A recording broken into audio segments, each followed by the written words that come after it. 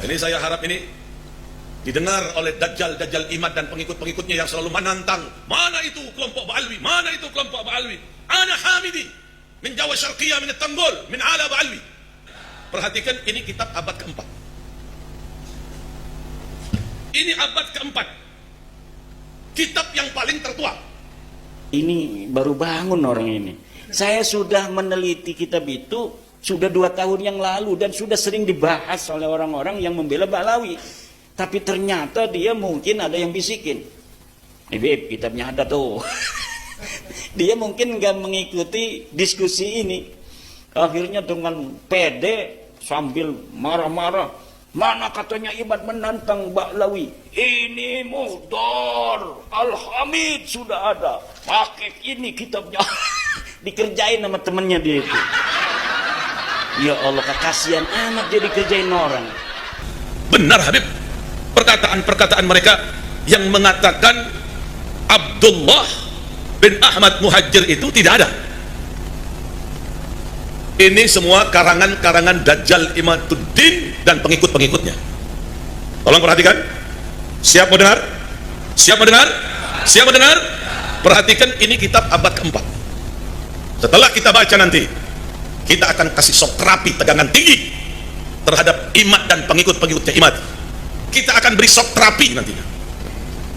Al-Haddad dari Alawiyin, Al-Hamid dari Alawiyin, Al-Attas dari Alawiyin, Al-Jufri dari Alawiyin, Bahashim dari Alawiyin. Banyak para hampir mayoritas wali-wali di Indonesia ini, di dunia ini 60-70% Alawiyun.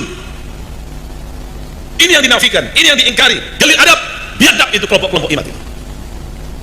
Saya berjanji nanti saya akan kasih shock terapi tegangan tinggi terhadap mereka. Jangan macam-macam. Anda telah membangun harimau tidur. Kami akan buat goncang nanti dunia ini gara-gara sampean. Kita ini tidak gila hormat. Tapi pada saat dia mengatakan Alawi Jahannam, Alawiyin Jahannam, tunggu. Suatu saat kalian akan bertemu dengan saya nanti. Saya akan kasih shock terapi tegangan tinggi terhadap kalian nanti. Saya ingatkan kepada para santri, baik yang ada di Jember, atau yang ada di Banyuwangi, atau yang ada di Lumajang, atau yang ada di Probolinggo, atau yang ada di Pasuruan, atau yang ada di Madura, atau yang ada di Surabaya, para santri, jikalau ada kelompok-kelompok Imad, kelompok-kelompok pencaci maki Sada Alawiyin ini, pertama laporkan dulu kepada aparat kepolisian. Tapi kalau kepolisian tenang-tenang saja, polisinya tidak mau bergerak, polisinya malah memberikan fasilitas, umpamanya kita akan kasih shock terapi mereka dengan tegangan tinggi sebagaimana kita kasih shock terapi terhadap orang-orang Syiah. Kita akan kasih shock terapi terhadap mereka. Tunggu waktunya. Kalau Syiah kita bisa sikat, kita bisa bumi hanguskan, apalagi kelompok-kelompok Dajjal Imad ini. Kira-kira dibiarkan atau dilawan? Tidak ada jalan lain kecuali kita akan kasih shock terapi tegangan tinggi nantinya. Kalau Syiah saya di Madura, di Puger, di Bondowoso, di Bangil, di Surabaya, di Madura, kita bisa kasih shock terapi dengan tegangan tinggi. Pasukan-pasukan mereka kita rontokkan, apalagi pasukan-pasukan Dajjal Imad ini kita akan berikan shock terapi dengan tegangan tinggi. Kalau tidak gitu, tidak akan pernah selesai ini. Lihat nanti. Sabar nonton. Jangan bisa dibiarkan ini kelompok-kelompok Dajjal ini tidak bisa dibiarkan. Betul tidak? Betul tidak? Tunggu waktunya. Pasti kami akan beri shock terapi tegangan tinggi, bukan dengan tegangan rendah, tegangan tinggi. Karena suatu hal mensahihkan nasab Ba'alawi, saya tidak terima. Kecuali sayanya musyahadah dalil dianya. Cik mah dalilnya bohong-bohongan kabeh. Mau nasi marah-marah. Wong Tanggul kan. Katanya Imad Dajjal, ini ada kitabnya, kitab abad keempat. Sudah sahih di sini disebutkan bahwa Ubaid anaknya Ahmad. Ini kitab namanya Abnaul Imam. Wah, ini kitab Abnaul Imam sudah saya bahas hampir 2 tahun yang lalu ketika pertama kali saya mengeluarkan tesis saya. Seorang kiai dari Pelamunan Banten datang ke rumah saya, manggilnya Abah sama saya, kiai dari Pelamunan.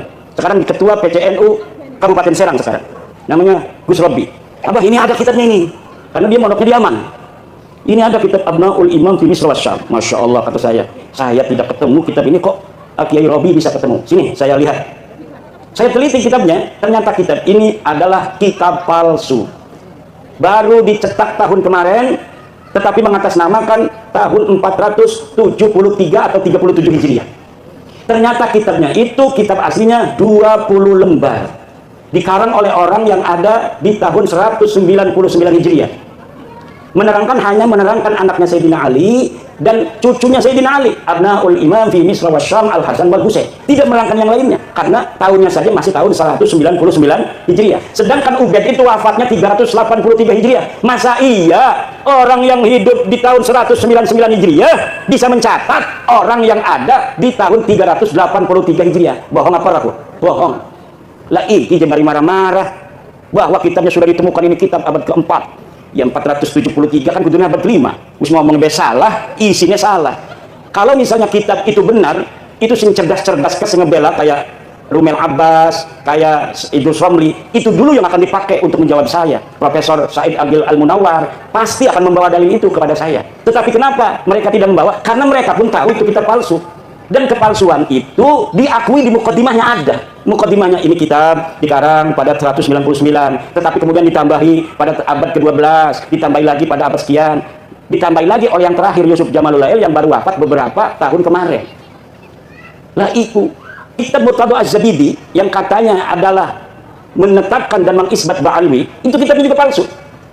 Kitab palsunya dari mana sih? Dia tahu aja kalau palsu-palsu. Karena percetakan itu biasa dicetak itu menggunakan jasa peneliti. Misalnya nih ada manuskrip ditemukan di Rumbia, manuskrip ini atas nama Pangeran Diponegoro. Panggil dari UI, filolog suruh nyetak. Tetapi peneliti tidak akan bohong. Dia akan cerita, manuskrip ini memang dikatakan tulisan Pangeran Diponegoro, tetapi dilihat dari kertasnya tidak memungkinkan dia berada pada masa Diponegoro. Kertasnya ini dicetak atau diproduksi pada tahun 1950, sedang Diponegoro tahun 1825. Dari jenis tulisan yang ditulis pun tidak mencerminkan tulisan yang dipakai pada tahun 1825. Ini adalah tulisan abad ke-20. Itu tahu. Dan dia ngomong bahwa menulisnya ketika di Lampung. Pangeran Diponegoro katanya menulis kitab ini di Lampung. Sedangkan tidak ada pernah berita diketahui Pangeran Diponegoro pernah ke Lampung. Itu sebenarnya Pangeran Diponegoro siapa? Tapi karena misalnya Provinsi Lampung ini ketua PCNU-nya ingin dicetak aja sesuai dengan tulisannya itu karya Pangeran Diponegoro. Begitu yang terjadi dengan kitab Ar-Raudul Jali karangan Syekh Murtadha Az-Zabidi.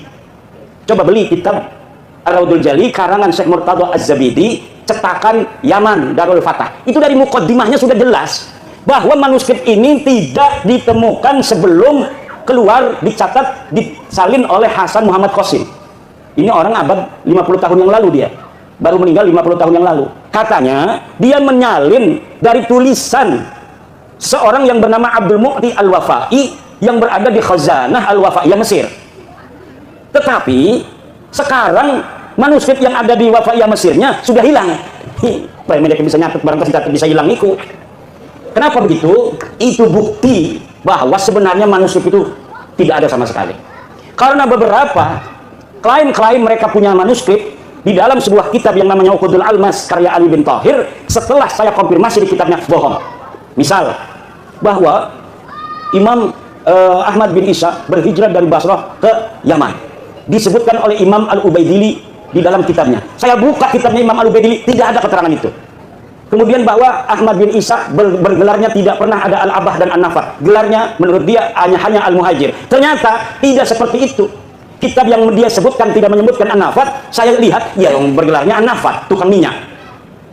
Yang satu lagi bergelarnya Al-Abah. Al-Muhajir tidak pernah ada di kitab-kitab dari mulai hidupnya Ahmad bin Isa sampai dimunculkan pada 800 tahun kemudian nama Al-Muhajir sebagai alibi bahwa Ahmad bin Isa ini hijrah ke Yaman. Padahal yai Ahmad bin Isa ini orang pernah pindah ke Yaman. Laka sama sekali berita kepindahan Ahmad bin Isa ke Yaman. Dia terkonfirmasi kitab abad kelima Al-Ghaibah karangan At-Tusi adanya di kota Madinah Al-Munawwarah. Dicari kapan wafatnya, tidak ada berita kapan wafatnya. Dicari di mana dia ini dikebumikan, tidak ada. Kenapa sampai dia tidak dicatat? Mungkin dia mati muda, tidak terlalu banyak peran dalam kehidupan. Kalau orang yang banyak peran, ketua PCNU, ya kadang-kadang ada nulis di media online. Ketua PCNU menghadiri acara pelantikan PWI Kabupaten Lampung Tengah, berarti dia historis pernah ada di media online. Coba nama-nama yang hadir, coba lihat di Google, ketik nama Kiai Haji Suparman Abdul Karim, langsung berebet anak, dia historis, banyak yang memberitakan. Tapi kalau bapak-bapak kita yang tidak pernah ikut gabung-gabung di organisasi, dikir bening jero goa, Gelati arane Samsuri, lah kan Google deh. Mereka tasawuf tidak pernah ada interaksi dengan masyarakat luas. Begitu pula lah keberadaan seseorang yang dikatakan dengan kesejarahan yang begitu luar biasa, pasti ada saja orang-orang sekitar dia yang menginformasikan tentang aktivitasnya waktu dia hidup. Tetapi nama-nama Ba'alwi ini sama sekali tidak ada. Faqih Muqaddam, jadi bisa mi'ruf 70 balen sebengi. Dia ada di abad ke-6. Banyak kitab abad ke-6 di Hadramaut, di Yaman yang memberitakan tentang ulama-ulama Hadramaut. Satu pun tidak ada yang memberitakan orang ulama di Tarim namanya Faqih Muqaddam. Laka. Pemanin kalau keramat-keramatin. Makanya Syabdul Qadir Jailani pun kalah pangkatnya oleh Faqih Al-Muqaddam. Kenapa namanya Al-Muqaddam? Karena dia orang yang paling tinggi derajatnya. Ternyata ketika dicari di dalam sejarah masa lalu, tidak ada. Sejarah itu yang perlu dokumen, bapak-bapak. Nggak usah marah-marah, wis dokumen deh. Dokumennya mana? Kalau tidak sejaman, yang primer, yang sekunder, yang kira-kira dia bisa mendeteksi orang yang ada pada abad sebelumnya. Kalau misalnya tidak ditemukan pada abad-abad yang mendekati, maka yang ditemukan yang paling dekat, senajan 100 tahun, ini yang akan dipakai. Nanti apabila ditemukan yang lebih tua, maka yang muda, yang bertentangan yang dengan yang lebih muda ini harus namanya tesisnya ini sudah ada antitesis, sudah tidak bisa dipakai lagi.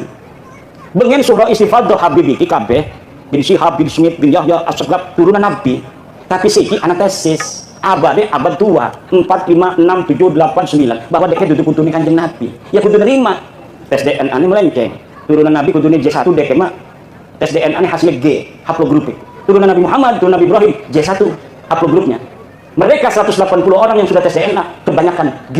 Ini menunjukkan bahwa mereka bukan sebagai turunan Nabi tapi juga bukan orang Arab. Kenapa sih kepuntang-puntang Kiai Imad kok ngomong ikut terus? Karena penting buat warga NU yang percaya kepada penghormatan kepada keluarga Nabi hanya warga NU. Lamun putu Nabi asli mah dimai duit ge membu dibalikakeun maning. Putu Nabi asli kependak putu Nabi asli misalkan bapak-bapakku. Bapak menghormati deke lebih menghormati nanane. Itu ciri-ciri keturunan Nabi asli. Kalau kita menghormati dia lebih menghormati kita. Kalau kita ngasih duit dia lebih ngasih duit pada kita. Karena nggak mau kalah keturunan Nabi pada kebaikan. Kalau orang tawadu, maka kita akan kalau kita tawadu, dia akan lebih tawadu. Itu ciri keturunan Nabi asli. Lebih baik dia yang menanggung derita daripada rakyat yang menanggung derita. Itu ciri keturunan Nabi asli. Bukan yang mengorbankan orang lain untuk kepentingan dia. Bukan. Ciri Nabi asli itu keturunannya adalah keturunan Nabi asli. Dia rela menderita. Yang penting umat Islam ini bahagia. Bukan sebaliknya, nyuruh orang-orang berantem demi kepentingan dia. Sementara dianya aman-aman saja. Nyuruh orang-orang Indonesia berantem, dianya enak-enakan tidur. Orang-orang yang bodoh dari orang-orang yang bisa dipengaruhinya, suruh gulat sama orang-orang yang menentang kepentingan dia. Ini adalah ya dulu ala annahum laisu min dzurriyyati Rasulillah Muhammad sallallahu alaihi wasallam bil marrah. Sama sekali bukan. Dari cara wajahnya ngomong marah hal tarawna fi wajhihi nuran nubuwah. Lah idza ra'aynahum ma ra'ayna fi wujuhihim nuran nubuwah minar rahmah la nanduru ila wujuhihim rahmah walakin nanduru ila wujuhihim at-takabbura wat-tafahura wat-ta'aliya 'ala al-akharin. Na'udzubillah summa na'udzubillah min dzalik.